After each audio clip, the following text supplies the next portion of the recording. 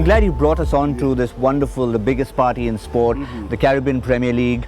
You know, when you have islands like this and you have places like this, it means so much for West Indies cricket to try and revive it all over again. Yes, it is. You know, obviously, like I said, our cricket internationally, apart from T20s, have really taken a blow over the last 2 or 3 decades. And, you know, I know the youngsters are trying, and, you know, when CPL comes around, the Caribbean comes alive. You know, that's the chance you see to see all the talent on display. They're not together, but in different teams.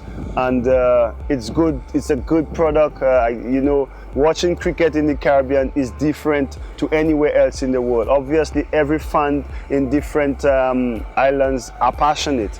But what you experience here in the Caribbean, you won't experience it anywhere else. And that's how important the Caribbean Premier League is, you know, to the Caribbean players and also the islands that's been showcased on TV. So I think they should also work with the tourist authorities closely to help showcase and market the island. So that's what I'm here doing. You know, when we talk about the biggest party in sport, it's not just about the music and the partying outside. It's a way of life that really, I think, T20 cricket was made for the Caribbean way.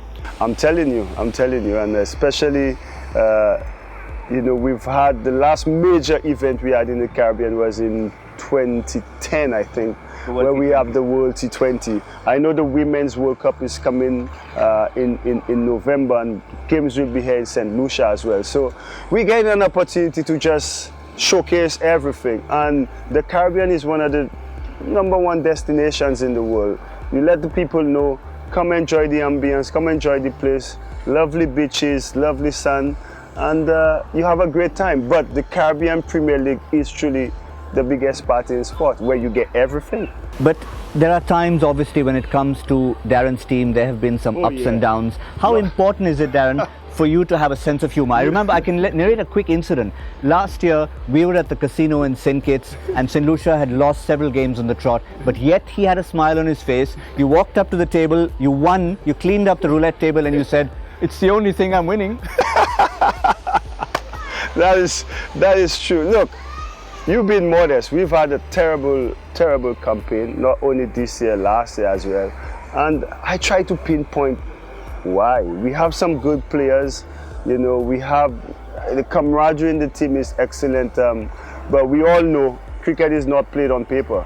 It's what you do out on the pitch. And we've been good in a few games, but we've not really played together. And I still believe, I know Captain Pollard believe, and the dressing room is still really confident and upbeat that we could turn things around.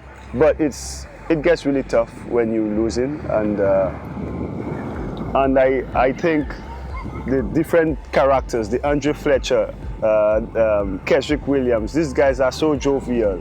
It brings a sense of calm, you know, lets you don't sulk in an area, you know, drown in your sorrows.